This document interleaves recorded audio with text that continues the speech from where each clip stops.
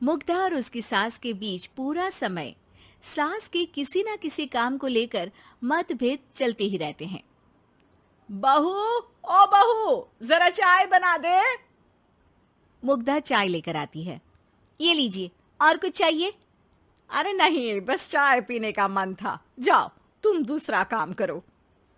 चाय पीने के थोड़ी देर बाद सास दोबारा मुग्धा को आवाज लगाती है। अरे बहू रे, आओ बहू, जरा हलवा तो बना दे, मीठा खाने को मन हो रहा है।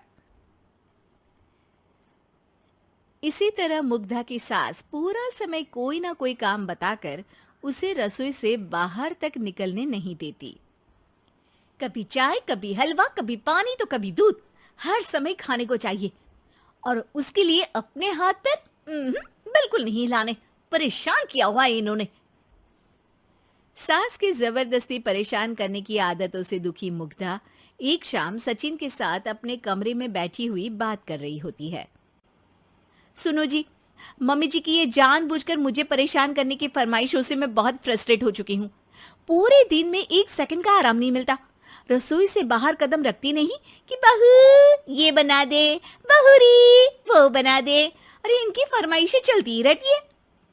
अरे मुग्धा, माँ खाने की शौकीन है, पर उम्र हो चली है, खुद खाना नहीं बना सकती, इसलिए तुमसे बोलती है। अरे तो शौक भी उम्र देख कर रखने चाहिए ना। समझ में नहीं आता, हर समय फेविकॉल का जोड़ लगाए सोफे से चिपकी बैठी रहती है। इतना सब डाइजेस्ट कैसे हो जाता है उन्हें?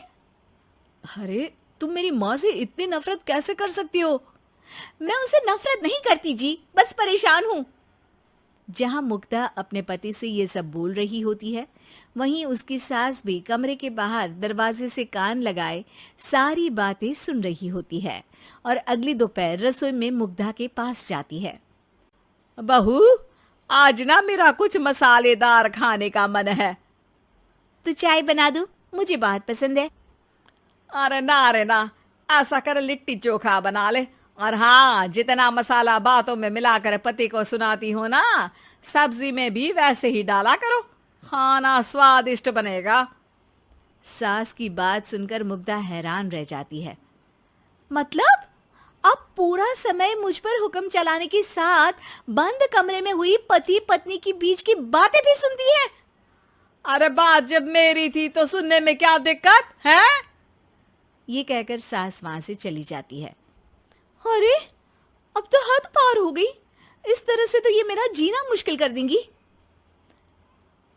मुग्धा सास की हरकतों से परेशान उसका हल सोचने लगती है और इसी तरह कुछ दिन बीत जाते हैं, जिसमें सास का जन्मदिन आता है।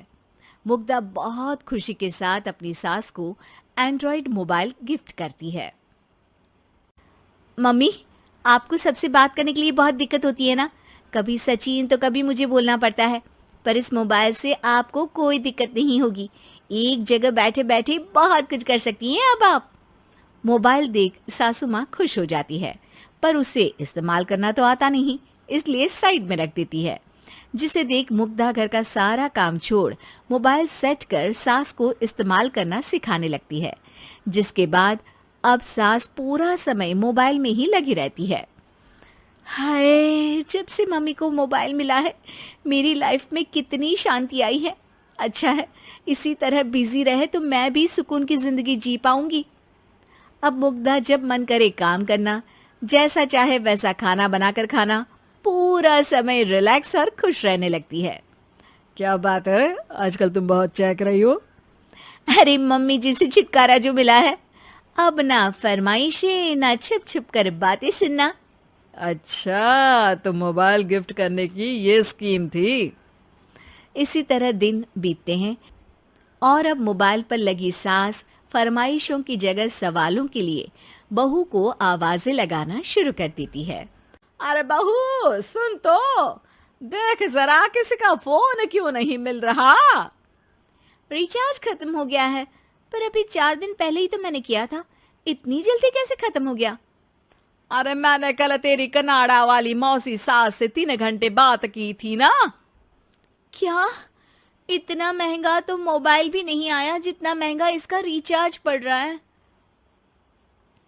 इसके बाद तो जैसे मुग्धा के दिन के 24 घंटे में से 20 घंटे सास के पास उनके मोबाइल रिलेटेड प्रॉब्लम सॉल्व करने की ड्यूटी ही बन जाती है। अरे मुग्धा, ये मोबाइल में अचानक तेरी मौसी सास की शक्ल क्यों दिखने लगी? और ये तो हिल भी रही है। मम्मी, ये गूगल डुओ का वीडियो कॉल है। इसमें आप बात करने के साथ एक दूसरे की शक्ल भी देख सकती हो। अच्छा, ये तूने मुझे पहले क्यों नहीं बताया? अब बताने के लिए पहले नहीं बताया। इसी बीच सचिन भी वहां आ जाता है और सास अपनी वीडियो कॉल में बिजी हो जाती है। क्यों, सास बहू में क्या गपशप चल रही है? इसे गपशप नहीं, दिमाग का दही होना बोलते हैं। पर तुम तो मम्मी को मोबाइल देकर बहुत खुश थी, फिर क्या हुआ? हाँ, उसका सुकून भी कुछ ही दिन मिला। अब घर के टंटे खत्म हुए तो मोबाइल की टिंग टिंग शुरू हो गई। देखो भाई, कुछ पाने के लिए कुछ खोना तो पड़ता है। आखिर तुमने मोबाइल अपने फायदे के लिए ही तो दिया है, तो फिर सवालों के जवाब भी देने पड़ेंगे, क्योंकि जब तक उनके हाथ में ये फुंथरू रहेगा, तुम्हारी लाइफ में प्राइवेसी और सुकून रहेंगे। कहने का मतलब है अगर इससे प्यार बढ़े तो दाग अच्छे हैं। अरे मुझे पहले दिन से ही पता है मोबाइल किस मकसद से दिया गया है। भूलो मत, इससे पहले मैं बातें ही सुनती थी।